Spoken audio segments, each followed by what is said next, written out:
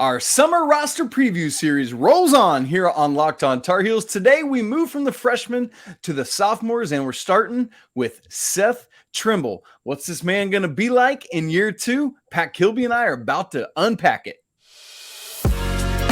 You are Locked On Tar Heels, your daily podcast on the UNC Tar Heels. Part of the Locked On Podcast Network, your team every day. Hey there, it's Wednesday, July 19th, 2023. Welcome into the Locked On Tar Heels podcast, the only daily North Carolina show out there. I'm your host. Joining me, as he does every week, is our guy, Coach Pat Kilby, and we want to thank you for making Locked On Tar Heels your first listen or watch every single day. Coming up on today's show, we are continuing our roster preview series. What we do each summer is Pat Kilby and I get together and we preview every player on the men's basketball roster 1 week at a time, leading into the fall. It started in July, so we've already hit Elliot Cadeau and Zayden High. You can check those out. I'll link them above, up over that way, where you can listen or watch them. And so today we move to Seth Trimble. Next week we'll hit Jalen Washington and then keep on moving up the ladder. And folks, let me tell you about my man Pat Kilby and his dedication to this show. Homie, for those of you watching, you can see that it's dark around him. This dude is on vacation right now in Florida. Is that right, Pat? Is that where you are? Yep. And there is a massive game of Family Monopoly that is on hold until we record this podcast episode. So, folks, come give Coach Pack all his flowers for his dedication to this show, man. Love it, and hope you guys are having a great time and that it's crazy humid and that you're sweating to death. All right, Pack, let's get right into this thing. We always start by having you give us a little bit of the bio, and now that we move into a player who's a returning player, also some statistical data from last season. Pack, hit us with it. Yep, so Seth's obviously going to be a sophomore. He's a point guard, could also play some too if needed. Seth came to Carolina from Menominee Falls, Wisconsin, also where J.P. Tokido came from, his brother. Height 6'3", weight 192. Those were numbers from last season. I'll be curious to see if that weight changes because his body's looking, good. It always has, but I'd just be curious to see if he's put on a little weight. And we're probably not too far away from getting a roster put out with official weights and height. So I'm really curious. I'm with you. We'll have to talk about that when it happens. And then, his jersey number is 0, but there's a little smoke going on social media that potentially that's changing. So maybe that'll change with the new roster releases as well. Seth Trimble on Twitter is Seth Trimble 1. Boom. Instagram handle, Seth Trim. He trimmed it up. Yeah. All right, so let's go through some stats from last season. 33 games played. He played in every single game. Games started 2. That was Notre Dame and Virginia. I believe, Isaac, correct me if I'm wrong, both those games, Armando Bacot was injured and out.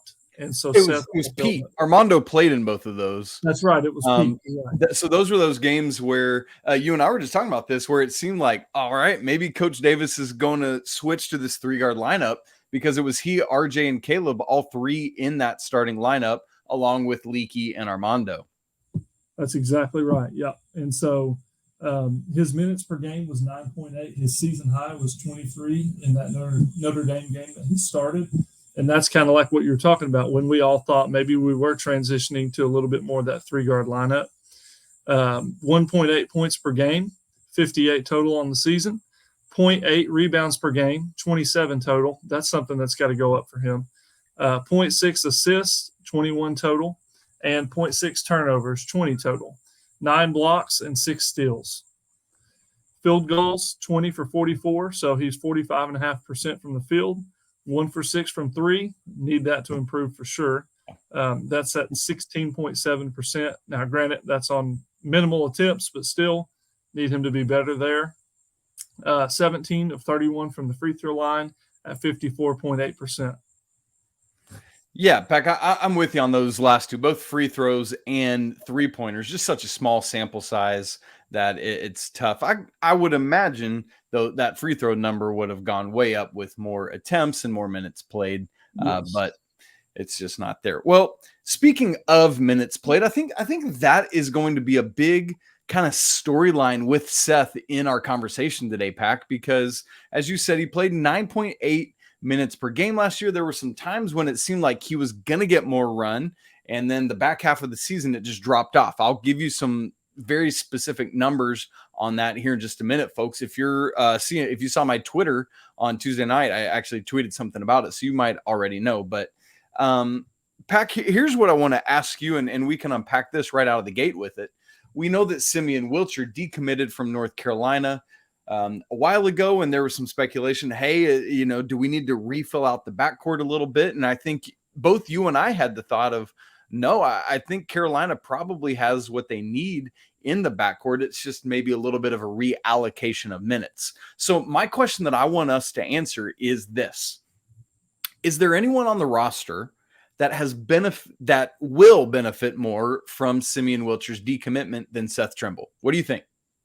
I don't think there is anyone that will benefit more than him. Now, to be clear, I think that Seth Trimble is a better player than Simeon Wilcher at this moment. But I think that Wilcher, if he had came to Carolina, would have ate some minutes up regardless. And so Trimble is going to be the benefactor of those minutes, I would imagine, as we need to have more depth and develop more role players. So I think Trimble will eat those minutes up. And then I even look at D'Marco Dunn and say that still Trimble is better, in my opinion, than Dunn. But Trimble still benefits from that because D'Marco was going to get some minutes too. So now that's more hopefully going his way, and he can start to have more of those, like we've talked about, a clearly defined role off of the bench for us, and be a player that I think we all know he can be. I think he could be that jump there, that spark off the bench, essentially that first guard off the bench that really brings the energy. And I just think he benefits from Trimble or from Wilcher decommitting and from D'Marco Dunn entering the transfer portal. And you made a really good point there, Pack, is that it's got to be Seth that benefits from it. It can't be those minutes going to RJ and Elliot, because we, yes, we want them to get a lion's share of the minutes as the starters in the backcourt, but I don't want them to jump from 30, 31 minutes a game up to 34, 35, 36 minutes a game, unless it's needed, but I just don't think it is. I think that it should be Seth that's the beneficiary of that. Or maybe, like we've been projecting that Cormac Ryan will play a lot of three this year with, kind of a similar small ball lineup to what we were just talking about, a 3-guard lineup at least. And I wouldn't be surprised to see Cormac play some too, maybe even Paxton Wojcik a little bit. But it really does feel like these minutes have to go to Seth. And I don't think you think either, that Carolina is going to add any more backcourt depth, at least in terms of guys who would get significant minutes. And so it just makes sense that all of that would go to Seth Trimble. Agree with that or disagree? I absolutely agree. Yeah, good. Well, here, as I look at the sophomore class, as I look at it, I started thinking about this question actually earlier today. Whose growth and development is most critical to Carolina's success this upcoming season? And it's funny, I started thinking, my instinct was to think that it's Seth.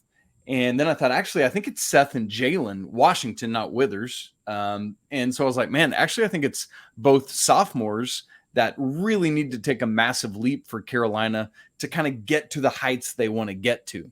And then I kind of laughed internally, Pat, because I was thinking, man, I need to kind of think through who else it would be. And then I was like, wait, there's only 4 returning players on this roster. So the only 2 people to consider in that are RJ and Armando. And you already know what you got with both of those guys. I think they're already playing at or near their ceiling, right? It's not that they can't get better, but I think it would be marginally better. Whereas with both, I think Seth and when we talk about Jae'lyn next week, Washington, I think there's going to be massive jump that they can both take this season. And I think their ability to do so, Seth in the backcourt and Jae'lyn in the front court, will be so critically important to Carolina's ability to get to where they want to. What do you think about that concept that I just proposed? No, I agree. And I'll even take it a step further. And I want everyone to hear clearly what I'm saying. But Trimble, so like you said, let's look at RJ and Trimble. RJ is closer to his ceiling than Seth. So if he gets better, it would be marginal. If Seth improves for Carolina, it's awesome because his ceiling is even higher than RJ's is, in my opinion. And the reason I say that, and you all know, I'm a huge fan of RJ Davis. I think he's great. Love him, love his game. But Seth has things that RJ doesn't, that you can't coach and that you can't teach. You look at his size, you look at his body, you look at the things that he has to offer with his athleticism. No one else on our roster has that like Seth does. That combination. Yes. Yeah. And so the fact that just, when you look at those things and you say, okay, he has these things that are NBA ready, he's just got to bring his game up to that level. And he's got a crazy high ceiling. So if Seth can get there and he can develop, I think that's huge for us. And then, you look at Jae'lyn, since you mentioned him, I think, is our front court depth has been a major question. Or even really who's going to play in that 4 spot is going to be a question. So his development is big as well. So I would definitely agree that those two improving is the most important thing for North Carolina right now. Well, I looked back at our notes from last year about Seth Trimble when we did his player preview ahead of his freshman season. And Pack, whereas we were too low on D'Marco Dunn, I think we were actually a little bit too high on Seth Trimble. And I want to ask the question, was that because of opportunity or lack of readiness? And I want to get to that question as well as some strengths and weaknesses, and we'll do that in just a second. But before we get there, I need to tell you that this episode of Locked on Tar Heels is brought to you by LinkedIn. These days, every new potential hire can feel like a high-stakes wager for your small business. You want to be 100% certain that you have access to the best qualified candidates available. And that's why you got to check out LinkedIn Jobs, who helps you find the right people for your team faster and for free. It's so easy to create a free job post. And then all you got to do after that is post the purple hashtag hiring frame to your LinkedIn profile to let people know that you're hiring. And then you can use simple tools like screening questions to make it easy to focus on the candidates that have just the right skill set and experience so you can quickly prioritize who you'd like to interview and ultimately hire. And let's be honest, the right team member can have a positive and measurable impact on your business. It's why small businesses rate LinkedIn Jobs #1 in delivering quality hires versus the leading competitors. Folks, LinkedIn Jobs helps you find the quality candidates you want to talk to faster. So post your job for free at linkedin.com/lockedoncollege. Once again, that's linkedin.com/lockedoncollege to post your job for free. Terms and conditions apply. All right, we carry on talking about Seth Trimble today and previewing his sophomore year. Before we get there, let me remind you that you can submit questions in a video format right now. Submit it to lockedontarheels@gmail.com. You can just simply take a video of yourself on your phone, give us your name, where you're from, and your question. 15 seconds or less, in and out, and we'll use them really at any time, but we're going to be doing a mailbag show soon, and we'll make sure to add those in. All right, Pack, let's get back into talking about Seth Trimble. I mentioned going into the LinkedIn read there that I looked back at our notes from when we did this for Seth last year. And Pack, I got to say, we missed it a little bit. We shot the moon for where it ended up with Seth. And so at a general level, here's the question I want us to think about with that. Were we too high because of a lack of opportunity for Seth, or because we just misjudged where his game was at that point? I think it's a little bit of both. Yeah, that's right. Seth, he did have his shortcomings offensively to an extent. I think the main thing we really needed last year was consistent shooting, and he didn't provide that. Now, granted, it was it was kind of limited. He only had 6 3-point attempts on the season. Yeah. But of the ones he took, he only hit one of them, which was good for like 16.5%. So I think he had to do a better job of making the most of his opportunities, especially offensively. But I also think he was kind of held back by the fact that Hubert never had a consistent bench. Minutes were kind of all over the place. His role was never clearly defined. It was like, hey, you may be playing the 1, or hey, you may be playing the 2, or heck, you may even be playing the 3 because you're alongside RJ and Caleb, and it was just tough. And so I definitely look for him to have more opportunity and more success this year. Yes, but that stat I mentioned earlier, as I was looking at Seth's minutes per game from last season, there's this wild demarcation line between the first 18 games and the last 15 games. In the first 18 games, he played double-digit minutes 14 times. In the final 15 games, he played double-digit minutes literally once, Pack. And again, whether that is any of those factors you just mentioned, his own preparedness, the way that the coaching staff trusted him or didn't, whether, it was lack of role definition, and so him not really knowing what he needed to do, it's hard to say. But, that last 15 games, that is all conference play plus the ACC tournament, and missing a couple ACC conference games. But, it's pretty clear that once we got into conference play, there was a major drop off in his playing time. So it begs the question of what has to happen to change that for this year. And so usually we would start with strengths here, but we've kind of naturally flowed into, all right, what has to improve this offseason? And I guess before I fully ask that question, let me say one other thing about something you were saying about him not getting on the court is, listen, we know how much Carolina struggled with shooting the ball last season, right? Second lowest 3-point percentage in program history. Seth not being a shooter, that's going to complicate him getting on the court when you've got a bunch of other dudes who struggle with that as well, whether it's Pete or Armando or, whomever. Seth just adding to that, and you can't have yet another non-shooter out there with all that going on. So anyway, there's all that. Now let's get to that, Pack. What is it that Seth needs to do to find himself more minutes per game this year? Well, I think the baseline is defense, and just bring that every game. At home, on the road, it always travels, and it keeps you from ever hurting your team.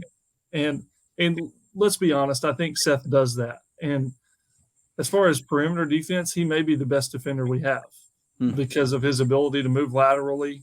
His size allows him to guard multiple positions. He challenges well at the rim. We've talked about that multiple times before. So he does that well. And then to add to that, he's got to do a better job of getting to the rim. I think that's a strong suit for him. He's just got to find a way to translate that to the court at this level. He has to get transition points and get to the free throw line, which goes back to getting to the rim, getting paint touches, and even to his defense. Let your defense turn into offense. Get in transition, which I think we're going to do more of this year. Oh, goodness. And I think he'll benefit from that. So because that speed combination of, can you imagine he and Elliot on the court together? Yeah. Good grief. Yeah, for sure. And the way Cadeau can create for him, and he's probably arguably the best finisher on our team as far as explosiveness and being able to throw it down and catch lobs, and he would thrive in transition. And we need to get him in it more and more and more. Yeah, it's so interesting. I think, like you were saying, the defense is going to get there. Obviously, there's things he needs to continue to work on. But, we've been hearing that the offense is coming along with that. And you just hope so, because it feels like it's easier to take a shooter and teach defense than it is to take somebody that's defensively capable like Seth and teach him to shoot better, right? And so that is going to be a difficult thing for him to do, but if he wants this to be his career, it's what he's got to do, right? Like, he doesn't have Ben Simmons' height, so he's not going to make it to the NBA, not shooting threes like Ben does. So there's all that. Now, obviously, I think within that, we've already then discussed some of his strengths and what makes him ready already. Is that defense, is that transition capability, is getting to the free throw line. Pack, like, in terms of like what does set him apart, what would you say that is, kind of turning the corner to strengths a little bit? What sets him apart to me is his intangibles. Like I mentioned earlier, just the things you can't coach. His size, his body, his explosiveness, the way he's able to block shots at the rim without ever moving from that straight up and down vertical position. He's so good at that, man. He really is. Yeah. And it comes straight from his strength and his explosiveness. It's really impeccable to see. I think that sets him apart. I think he has great defensive instincts, intensity. I think those things do set him apart. It's just the skill, especially offensively, that he's got to bring up to par with that. Yeah. Man, excited to see it with that new haircut and everything. So, Pac, I've asked you this question in each of the shows. Let me pose it to you again. Imagine that you're Hubert Davis. You're sitting down at the end of the season, and you write this: it's been a successful year for Seth Trimble if blank. I think it's been successful if he's averaging 4 free throws per game, 4 transition points per game, and he can be trusted to be the spark plug for us off the bench. That means to me he's got a clearly defined role. He's coming in, he's bringing that energy, intensity, the defense, that baseline that we talked about. And then, the 4 free throws and the 4 transition points means we're getting out in transition, we're letting him do what he does best, and he's turning it into points at the rim, or he's turning it into free throws. And those are the things that we need more of. Okay, love it. Now, one of our favorite parts of these player previews is we get to do some over-unders, some fun stuff there, and look at some player comps. I'm going to tell you, this is a difficult one. Pac and I were texting about it earlier. We'll get to those conversations in just a second. All right, we're talking about Seth Trimble today on the show, joined by Pat Kilby, as we are every week. We're in the 3rd week of our roster preview series ahead of the 23-24 basketball season. Pac, I know you said that you're like, man, I'm really kind of struggling here with putting some comps to Seth Trimble. Who, if anyone, have you landed on for that? All right, here's what I kept coming back to. And this may sound easy, but it's kind of what I landed on is JP Tokedo.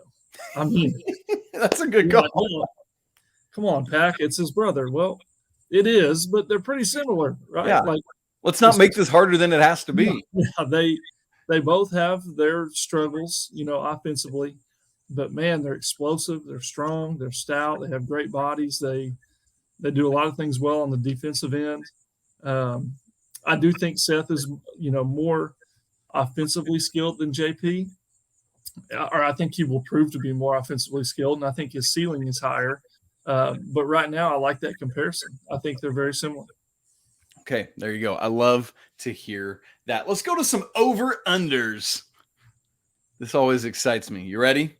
Let's do it. Okay, I'm going to start with assists. Interestingly enough, last season, Seth averaged 0.6 assists per game. I'm gonna go a little big on that and give it 3 assists per game over under for Seth Trimble. I take the under, and I'll tell you why.